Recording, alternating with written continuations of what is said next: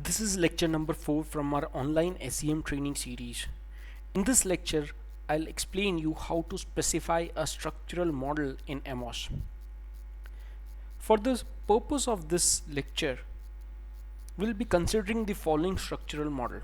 This structural model is taken from a study by Shimurli and Mayer on the effects of wise principle psychological empowerment on job satisfaction and burnout. In this structural model, it can be seen that there are three latent variables: empowerment, job satisfaction, and emotional exhaustion. The latent variable empowerment has got four indicator variables, whereas the latent variables emotional exhaustion and job satisfaction has got three indicators each. Now let's go ahead and specify this model in Amos. Before we go further and specify the structural model, let us first familiarize ourselves with the icons on the default toolbar. I would like to mention here that when I refer to objects, I mean the objects of a structural model. In other words, I am referring to the latent variables, the observed variables, the direct and correlational effects, and the error terms in the structural model. So this square box is used to represent the observed variables or the measured variables. So we can just select this icon and we can just drag and make a box. So this is our observed or the measured variable. Similarly, we can select the elliptical box. We can make a elliptical box to represent our unobserved or latent variables. In order to draw a measurement model, we can use this icon. In order to specify the direct effects, we can use the single-headed arrow. In order to specify the covariances, we can use the double-headed arrows. In order to add a unique variable to an existing variable, we can use this icon. In order to give title to our structural model, we can use the title icon. This icon will give you the list of variables in the model. This icon will give you the variables in the data set. This icon can be used to select objects one at a time. This icon can be used to select all the objects. This icon can be used to deselect the objects. We can use this icon to duplicate or copy the objects. In order to move the objects around, we can use the move icon and delete the objects using the erase button. If we want to resize the objects, we can use the resize button. If we want to rotate the object, we can use the rotate button.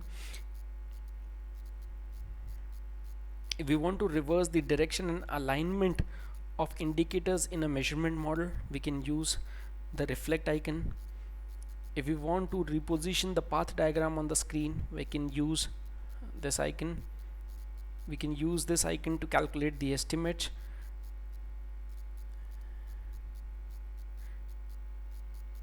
This icon is used to maintain the symmetry between the objects when we are making any modifications to the objects. So these are the main icons that we use frequently. I'll explain you the other icons from the toolbar when we are working on real-time SEM problems. So let's get started to develop our model. Okay, so to draw our first measurement model, empowerment, I'll select the measurement model icon and I'll go to my diagram window and I'll click once. I'll get the latent variable. Keeping this selected, I'll click once, so I get the first indicator. I click again, I get the second. I click again, I get the third. I click again, I get the fourth. Okay, so this is a latent variable which has got 4 indicators. Similarly, I'll draw a latent variable with 3 indicators. I click on the window by selecting the measurement model icon. I click once, I get the latent variable. I click once, I get the first indicator. I click again, I get the second indicator, and then I click the third time to get the third indicator. So now I can use the select icon. I can select all the objects of this measurement model,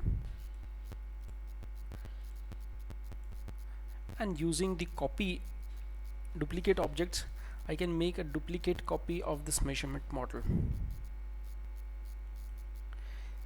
Okay, so now we have specified 3 latent variables.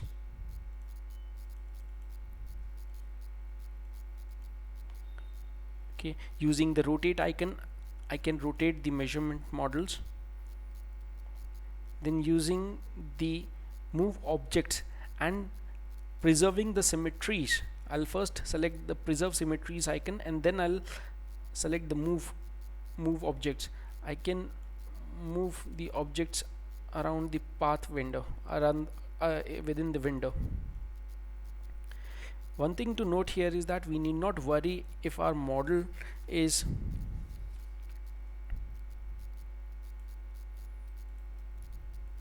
it is important to note that we need not care about whether our measurement model or the structural model is going out of this window over here.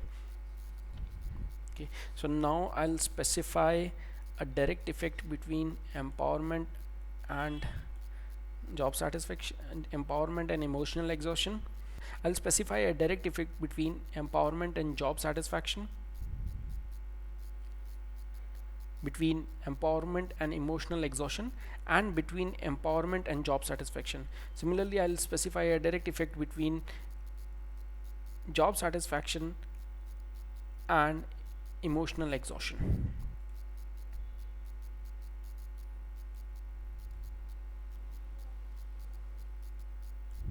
Okay, now I'll label these variables. I go to this latent variable, I right click and select object properties. Here the variable name is empowerment. This variable is job emotional exhaustion. This variable is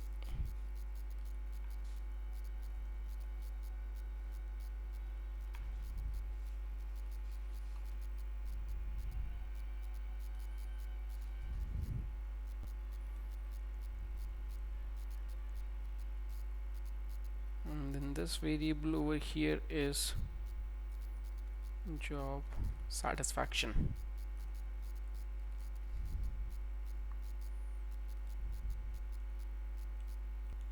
So now I have specified my latent variables. I'll specify the indicators. So the first indicator is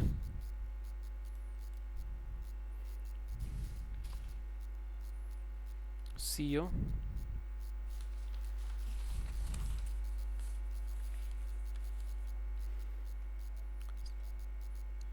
I'll specify the second indicator ME.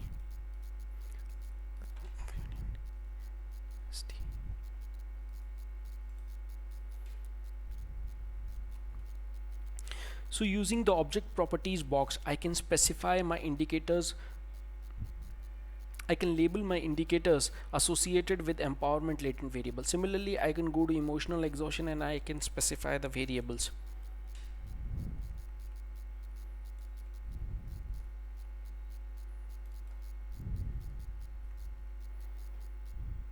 Lastly, I'll go and specify the indicators for job satisfaction.